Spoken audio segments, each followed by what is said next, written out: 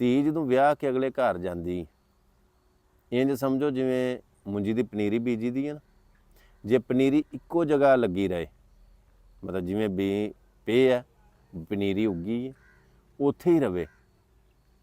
ਕੁਝ ਦੇਰ ਤੋਂ ਬਾਅਦ ਉਸ ਪਨੀਰੀ ਦੇ ਬੂਟੇ ਨੂੰ, ਇਹ ਮੁੰਜੀਆਂ ਲੱਗਣ ਵਾਲੀਆਂ ਨਾ ਅੱਗੋਂ, ਜ਼ਿਮੀਂਦਾਰ ਗੱਲ ਸਹੀ ਸਮਝਣਗੇ, ਗੰਢ ਪੈ ਜਾਂਦੀ, ਉਹ ਪਨੀਰੀ ਥੋੜ੍ਹੀ ਜਿਹੀ ਉੱਚੀ ਜਾਂਦੀ, ਮੁੰਜੀ ਨਹੀਂ ਬਣ ਸਕਦੀ, ਬੂਟਾ ਨਹੀਂ ਬਣਾ ਸਕਦੀ, ਫੈਲਦੀ ਨਹੀਂ, ਵੱਧਦੀ ਨਹੀਂ।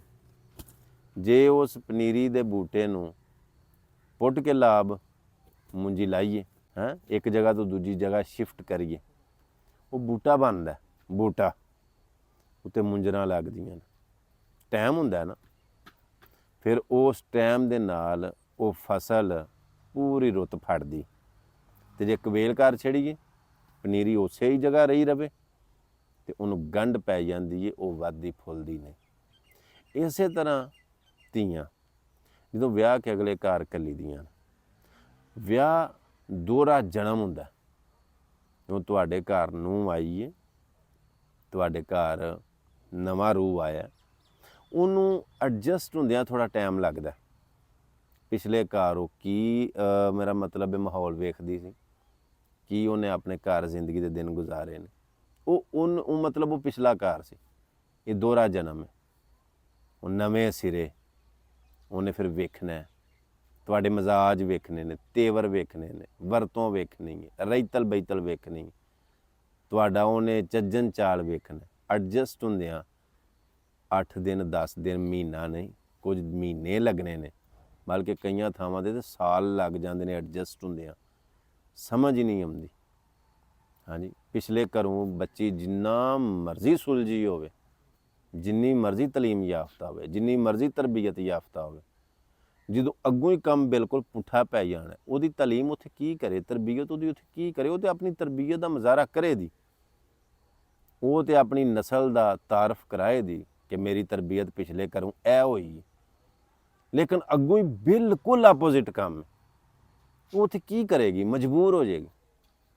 ਮੈਂ ਇਸ ਹੱਕ ਦੇ ਵਿੱਚ ਨਹੀਂ ਕਿ ਮੈਂ ਬੱਚੀਆਂ ਨੂੰ ਆਖਾਂ ਕਿ ਤੁਸੀਂ ਸਹੁਰੇ ਘਰ ਜੋ ਕੁਝ ਹੁੰਦਾ ਪਿੱਛੇ ਦੱਸਦੇ ਜਾਓ, ਪਿੱਛੇ ਦੱਸਦੀਆਂ ਜਾਓ, ਨਹੀਂ। ਸਬਰ, ਬਰਦਾਸ਼ਤ, ਇਹ ਸਾਰਾ ਕੁਝ ਜਿਹੜਾ ਨਾ ਮੱਦੇ ਨਜ਼ਰ ਰੱਖਣਾ ਹੁੰਦਾ। ਮਗਰ ਇਹ ਨਹੀਂ ਕਿ ਅਗਲੇ ਬਿਲਕੁਲ ਜ਼ੁਲਮ ਕਰ ਰਹੇ ਨੇ, ਜ਼ਿਆਦਤੀ ਕਰ ਰਹੇ ਨੇ, ਅਤੇ ਮਤਲਬ ਮੰਦਾ ਕਰ ਰਹੇ ਨੇ, ਅਤੇ ਸਹਿ ਕੇ ਸਿਸਕ ਕੇ ਕਵਰੀ ਪੈ ਜਾਣਾ, ਨਹੀਂ, ਇੰਜ ਵੀ ਨਹੀਂ।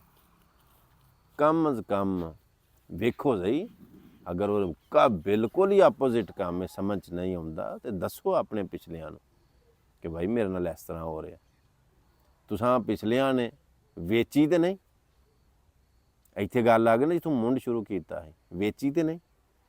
ਜੇ ਤੇ ਵੇਚੀ ਹੈ, ਸੌਦਾ ਕੀਤਾ, ਫਿਰ ਤਾਂ ਤੁਸੀਂ ਕਹਿ ਨਹੀਂ ਸਕਦੇ, ਕਿਉਂਕਿ ਤੁਹਾਂ ਜਾਣ ਬੁੱਝ ਕੇ ਸੌਦਾ ਕੀਤਾ। ਅਤੇ ਜੇ ਵੇਚੀ ਨਹੀਂ, ਮਤਲਬ ਕਿ ਤੈਅ ਨਹੀਂ ਕੀਤਾ ਕਿ ਸਾਡੇ ਨਾਲ ਵਾਹ ਅਸੀਂ ਇਹ ਤੁਹਾਡੇ ਨਾਲ ਲਵਾਉਂਦੇ ਹਾਂ, ਇਹ ਉਹ ਸੌਦਾਬਾਜ਼ੀ ਨਹੀਂ ਕੀਤੀ, ਅਤੇ ਫਿਰ ਅਗਲਿਆਂ ਨਾਲ ਗੱਲ ਕਰੋ, ਬਈ ਇਸ ਤਰ੍ਹਾਂ ਨਹੀਂ ਚੱਲਦਾ। ਧੀਆਂ ਮੰਗਦਿਆਂ ਲੋਕ ਬੜਾ ਕਿਉਂ ਡਰਦੇ ਨੇ? ਧੀਆਂ ਤੋਂ ਨਹੀਂ ਡਰਦੇ, ਧੀਆਂ ਦੇ ਨਸੀਬਾਂ ਤੋਂ ਡਰਦੇ। ਅੱਲਾਹ ਪਾਕ ਦੀ ਜ਼ਾਤ ਅੱਗੇ ਦੁਆ ਹੈ ਕਿ ਅੱਲਾਹ ਭੈਣਾਂ ਦੇ, ਧੀਆਂ ਦੇ ਨਸੀਬ ਚੰਗੇ ਕਰੇ, ਭੋਰੇ ਦੇ ਦੇ ਕੇ, ਲੁਕਮੇ ਦੇ ਦੇ ਕੇ, ਨਾਜ਼ ਉਠਾ ਉਠਾ ਕੇ, ਲਾਡ ਕਰ ਕਰਕੇ ਕਿਵੇਂ ਰੀਝਾਂ ਨਾਲ ਪਾਲੀ ਦਾ। ਅਤੇ ਅੱਗੋਂ ਕੰਡੇ ਜਿੰਨੀ ਵੀ ਤਕਲੀਫ ਆਵੇ ਨਾ, ਅਤੇ ਪੇਕਿਆਂ ਦੀਆਂ, ਮਾਪਿਆਂ ਦੀਆਂ ਨੀਂਦਰਾਂ ਆਰਾਮ ਹੋ ਜਾਂਦੀਆਂ। ਔਰ ਐਂਡ ਦੇ ਉੱਤੇ ਗੱਲ ਇਹ ਜ਼ਰੂਰ ਆਖਾਂਗਾ ਕਿ ਜੇ ਅੱਜ ਤੁਸੀਂ ਲਿਆਂਦੀ ਧੀ ਯਾਨੀ ਨੂੰਹ ਦੇ ਨਾਲ ਇੰਜ ਕਰੋਗੇ ਨਾ, ਅਤੇ ਸੁਖੀ ਤੁਹਾਡੀਆਂ ਧੀਆਂ ਵੀ ਨਹੀਂ ਆਪਣੇ ਘਰਾਂ 'ਚ ਰਹਿਣ ਲੱਗੀਆਂ।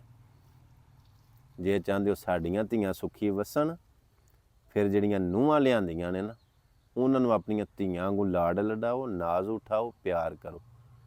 ਅਤੇ ਨੂੰਹ ਜੇ ਸਮਝੀਏ ਤਾਂ ਧੀ ਨਾਲ ਅੱਗੇ ਆਉਂਦੀ ਹੈ, ਕਿਉਂਕਿ ਧੀਆਂ ਤਾਂ ਆਪਣੇ ਘਰਾਂ 'ਚ ਟੁਰ ਗਈਆਂ, ਅਤੇ ਨੂੰਹ ਹੀ ਅਸਲ ਧੀ ਹੁੰਦੀ। ਅਤੇ ਗੱਲ ਚੰਗੀ ਲੱਗੀ ਹੋਵੇ ਤਾਂ ਅੱਗੇ ਸ਼ੇਅਰ ਲਾਜ਼ਮੀ ਕਰ ਛੜਿਓ। ਮਿਲਦੇ ਇੱਕ ਨਵੀਂ ਵੀਡੀਓ ਦੇ ਨਾਲ। ਅੱਲਾਹ ਸੋਹਣੇ ਦੇ ਵਾਲੇ। ਅਸਲਾਮ ਅਲੈਕੁਮ ਵਰਹਿਮਤੁਲਾਹ।